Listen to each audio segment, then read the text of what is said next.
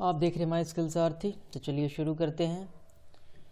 In this video we know the definition of interested parties as per ISO 9001:2015।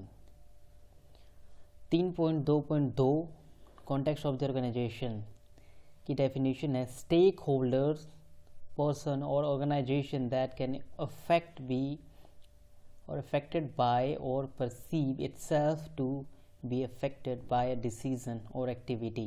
Hindi अनुवाद देखें तो आंतरिक और बाहरी मुद्दों का संयोजन जो किसी संगठन के अपने उद्देश्यों को विकसित करने और प्राप्त करने के दृष्टिकोण पर प्रभाव डाल सकता है। एग्जाम्पल देखें तो customers, owners, people in the organisation, providers, bankers, regulators, unions, partners or society that can include competitors or opposing pressure groups।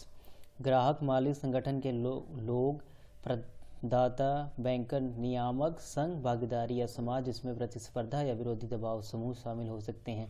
ये सब हमारे इंटरेस्टेड पार्टीज में आते हैं। If any question, DM on my skills Arthi or comment below in this video।